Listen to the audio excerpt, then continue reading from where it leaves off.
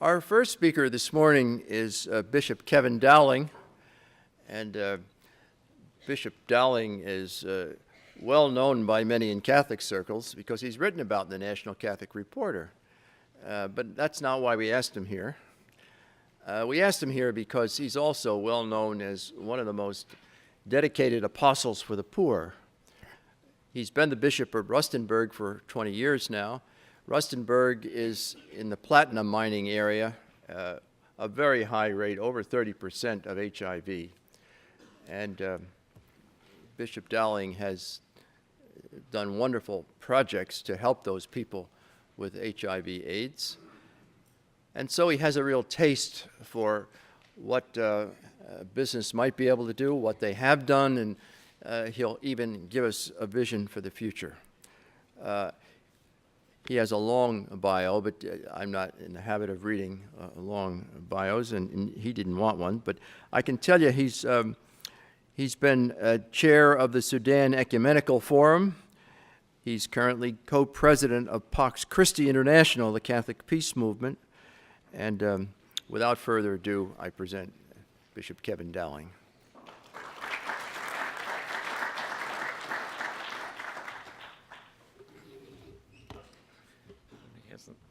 He hasn't set up my... I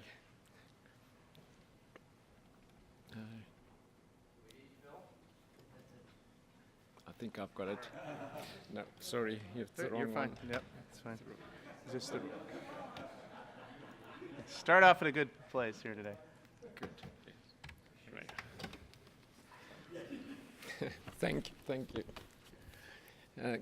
Good morning, ladies and gentlemen. It's a great privilege and honor to be with you during these 2 days at such an important meeting, and I want to thank Father Oliver Williams for inviting me. The task he gave me was precisely the challenge, the Millennium Development Goals. And I'd like to introduce this with a quote that went out to announce this meeting from the Mendoza College of Business.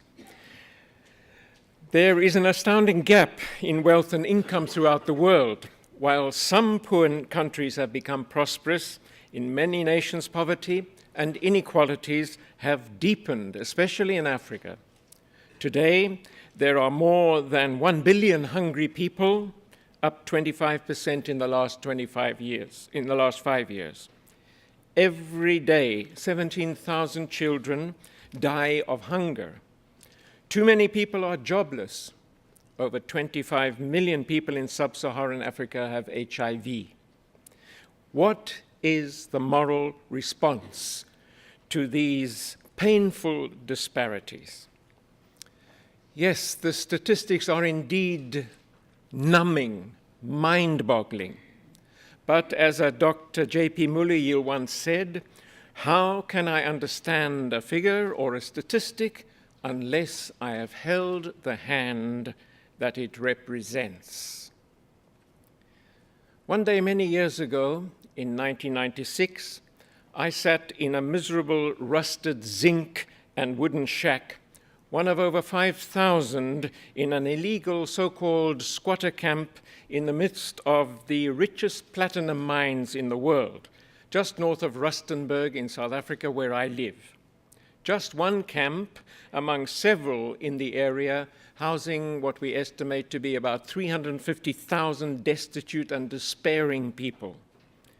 In the suffocating heat, the perspiration poured down my face.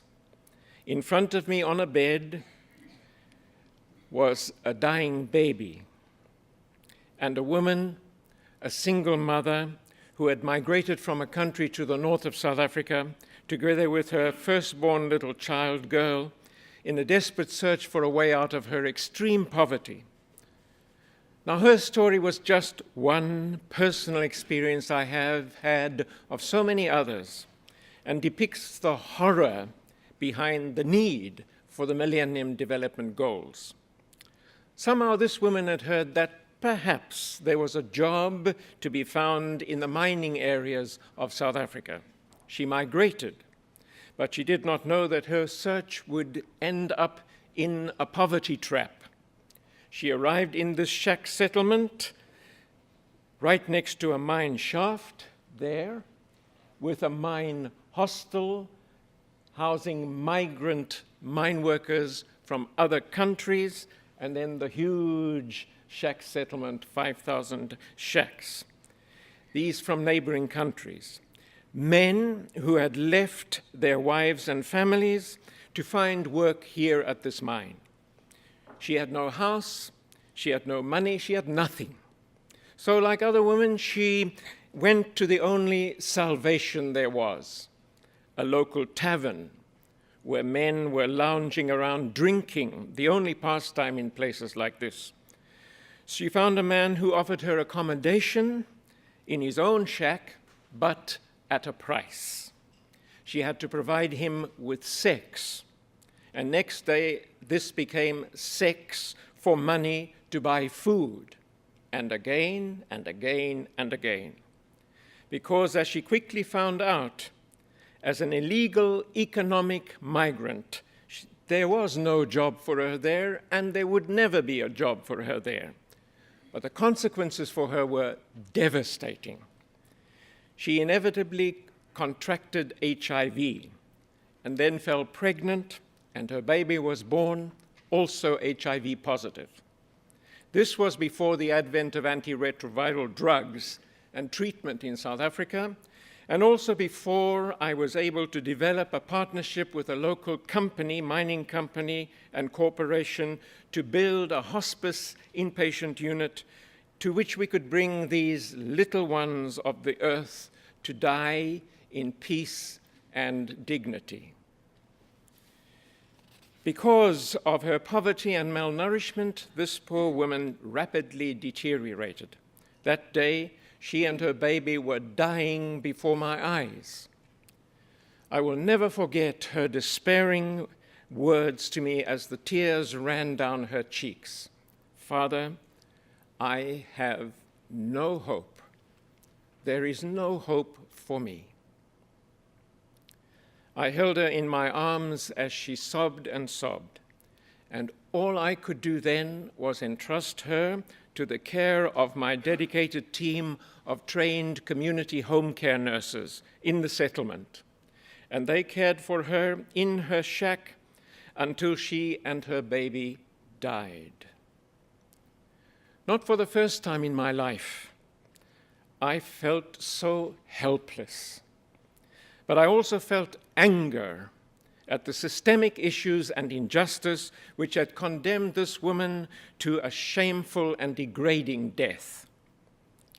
This story illustrates how poverty should be visualized, not be visualized in monetary terms only. A more holistic understanding is required, which reflects all the ways a human being experiences being deprived. In fact, a whole range of deprivations characterizes what it means to be a poor person in their actual context. So, the challenge. The 8 Millennium Development Goals articulate several critical priorities in the quest for a more humane and just world. They also require an ongoing analysis of the causes of the misery experienced by millions in impoverished areas like Africa, because the tools we use for analysis are being refined all the time, which can also lead to a development in conceptualizing potential responses. But the MDGs also demand an honest analysis by those of us who come from Africa as to why and how our political leadership in particular may be contributing to the problem and what potential there is for change on the ground. An unfortunate consequence of the efforts to replace totalitarian regimes of various kinds in Africa with more democratic and more participative models of government has been that several corrupt leaders have taken power only to control and then exploit their country's resources for themselves and their families at the expense of their people and their nations. The efforts of regional economic groupings like the Southern African Development Corporation and indeed the African Union itself with its new partnership for Africa's development to work towards accountable governance and development by Africa's leaders has still only achieved limited success. The ideals and goals are there on paper, yes, but this requires not exploiting politicians, but ethical and values-based political governance and economic policies if we are to unlock the potential in our African communities and people.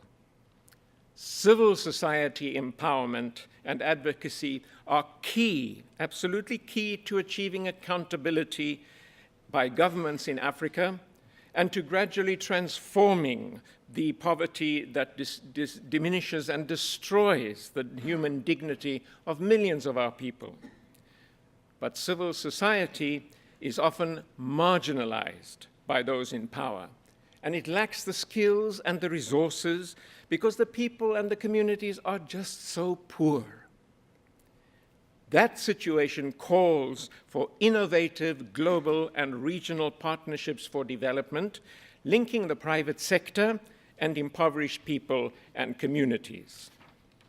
On the other hand, there are also the structural issues in the present globalized economic system, which inhibit even the very best efforts of impoverished countries and regions to come to grips with the reality of poverty and underdevelopment with its dire consequences in terms of healthcare, education, child mortality, and all the rest. The first constraining factor in the development of our poorest countries is the crippling national debt incurred by many of them through structural adjustment programs which have been administered mainly by the International Monetary Fund and the World Bank. The 1997 Human Development Report contended that sub-Saharan African governments transfer to their northern creditors 4 times what they spend on the health of their people. And debt repayments undermine their ability to engage in international trade on more equitable terms. Poor nations, for example, changed their focus from small-scale farming to ensure food security into growing export crops in order to earn foreign currency to service their debts. A more ethically based analysis of the effects of policies, plus the global pressure over the past years from the broad social movements of the world against these policies have succeeded in part in some form of debt cancellation or debt relief and certain modifications in the way the structural adjustment programs have been managed. For example, through the 1996 Highly Indebted Poor Countries Initiative, HIPIC. But the reality for many poor nations has not changed significantly yet. Secondly, the global trade system. Policies to govern trade are constantly being assessed and they are being modified in the so-called Doha round of the World Trade Organization, as well as in bilateral and regional trade negotiations.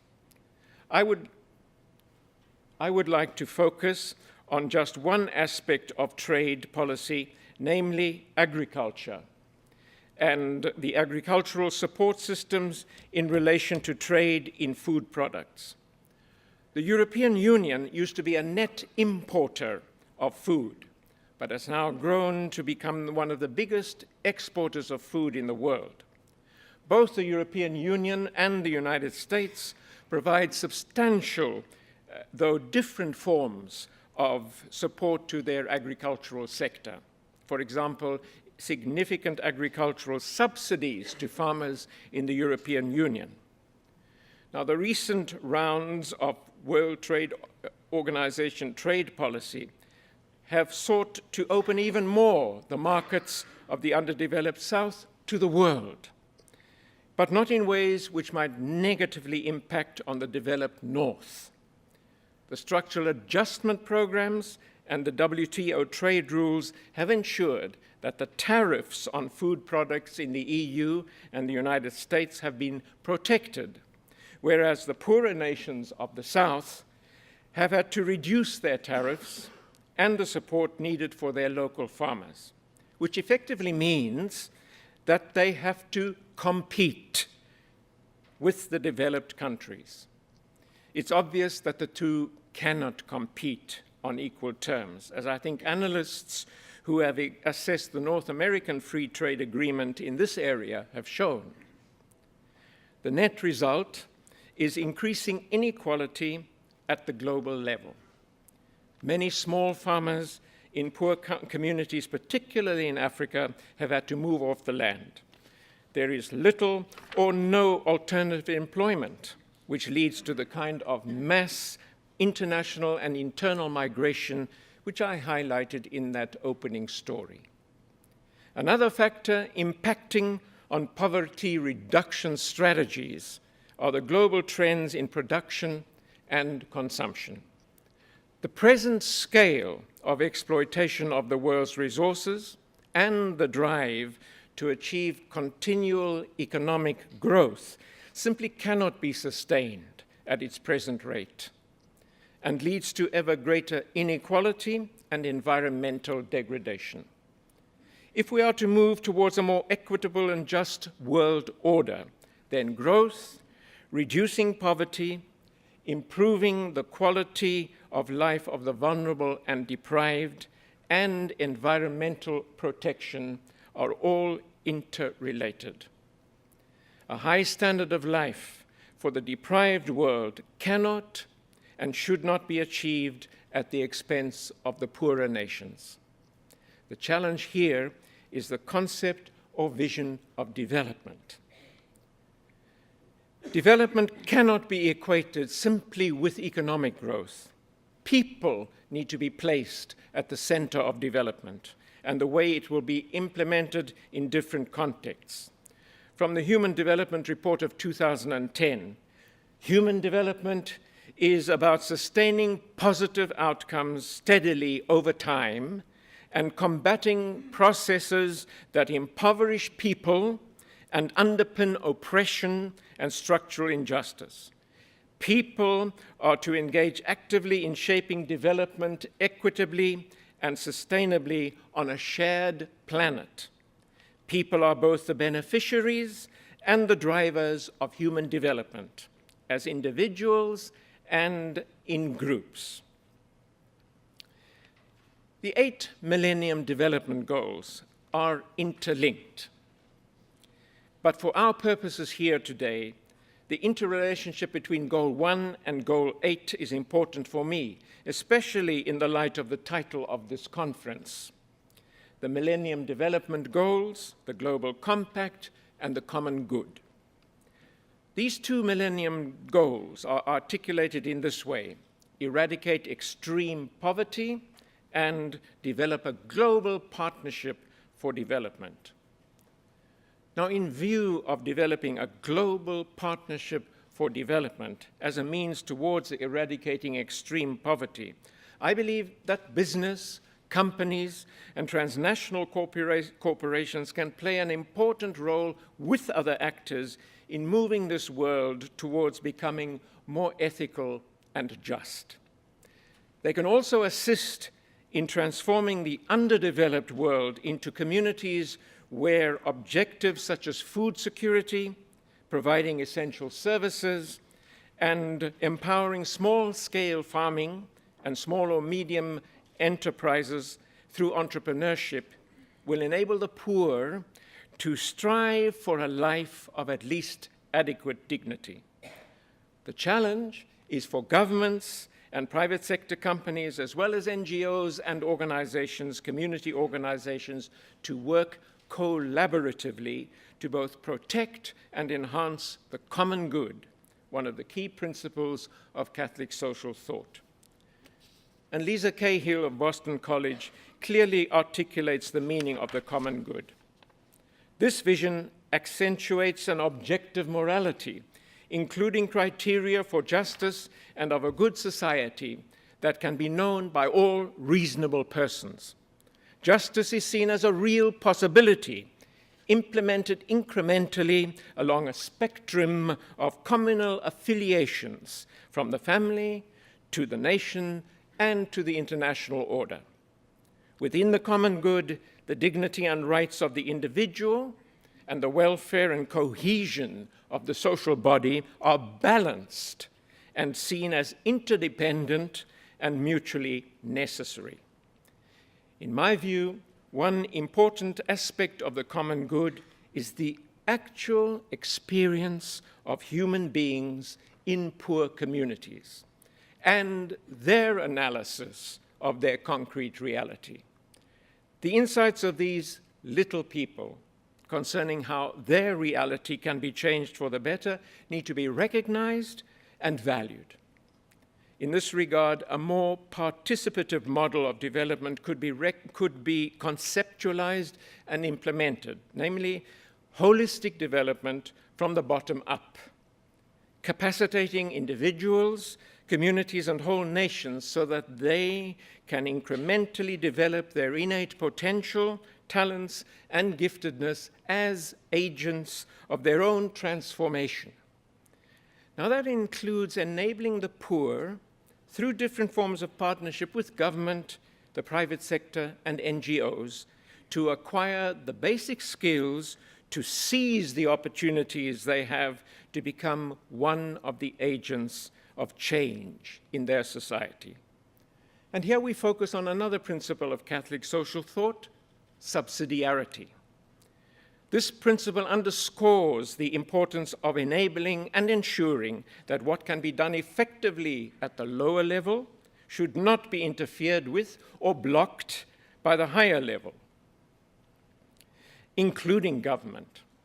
In relation to this, the role of government is to encourage, to capacitate, and to monitor these local efforts, but also to ensure that local level initiatives do not jeopardize the common good, that is, the good of the whole, or indeed the good and the welfare of particular groups or minorities.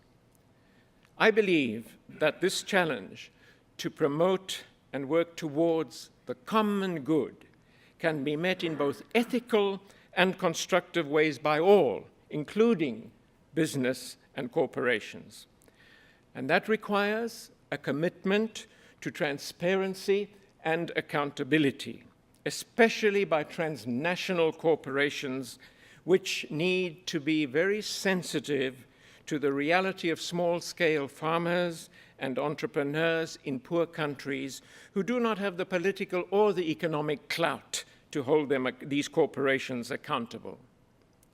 In addition to working with governments, corporations can also set out to build relational partnerships with civil society, NGOs, and community-based organizations which commit together with the companies to a moral framework of human rights, integral human development, and respect for the environment.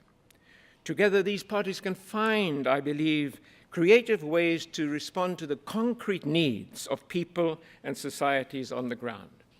And I have several personal experiences of both local and international initiatives which have achieved precisely that objective in smaller and bigger ways. For example, in the field of HIV/AIDS, which is the 6th MDG. I think one foreign policy success of the Bush administration was, and still is, PEPFAR, the President's emergency plan for AIDS relief, in spite of budget cutbacks which are being applied at present. In addition to providing much-needed funding for AIDS programs to governments in sub-Saharan Africa, the worst affected area in terms of HIV in the world, PEPFAR also specifically targeted community-based organizations, including in the faith sector. Funding was allocated to them for antiretroviral drugs and for the blood testing procedures. In South Africa, my own AIDS program, was assessed and became one of 20 so-called sites of Catholic community-centered AIDS programs to which PEPFAR funding was disbursed. These sites provide a high standard of care to around 70,000 patients through a network of community support mechanisms. In my case, instead of inviting people to come to a central clinic, which would be much easier to manage, our staff takes the ARV drug regimen program to 9 clinics, which we have set up in some of the poorest shack settlements and villages where the 2,000 patients we care for actually live. That's an example of innovation.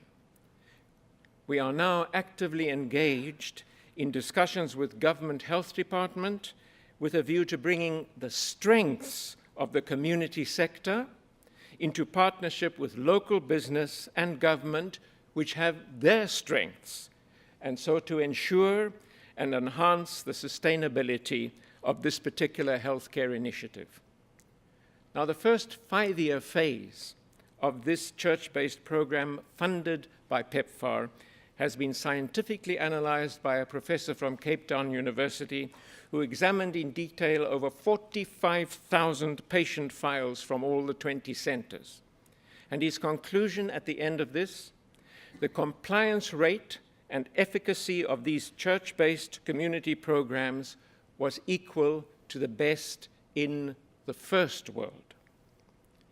Another valuable initiative has been the Federation for Hospices in Sub-Saharan Africa, set up under the US National Hospice and Palliative Care Organization, which is based in Washington, D.C.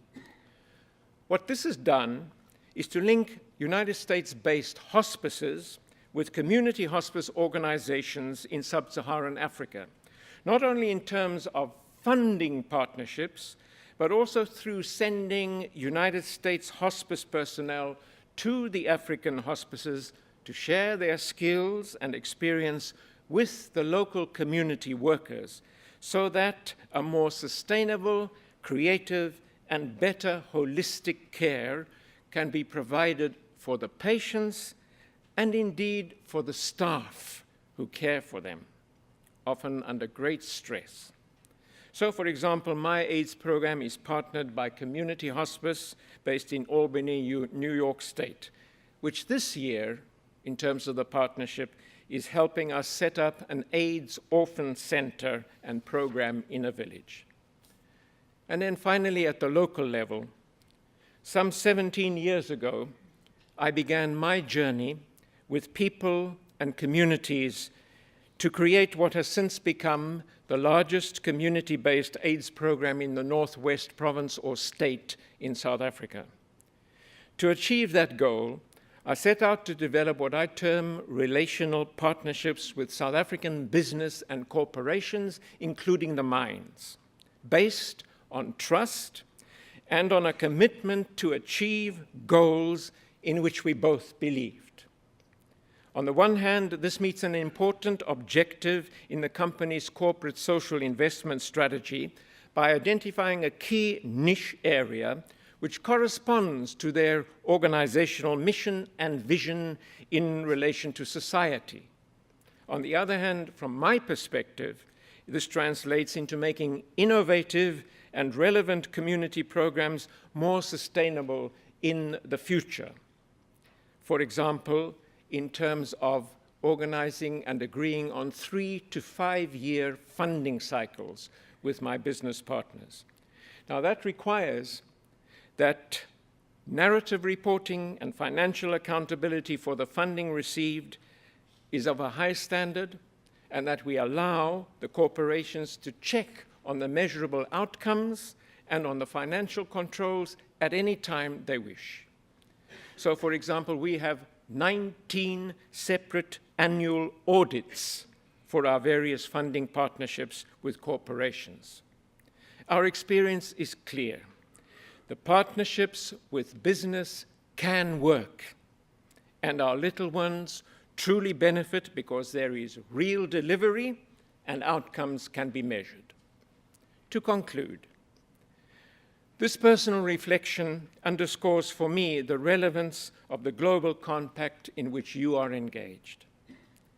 In addition to bilateral and multilateral partnerships with governments, global financial institutions, and poor nations, the role of corporations in a global compact for the common good is of inestimable importance as we strive to implement partnerships and development programs which will incrementally change the reality of impoverished people and nations.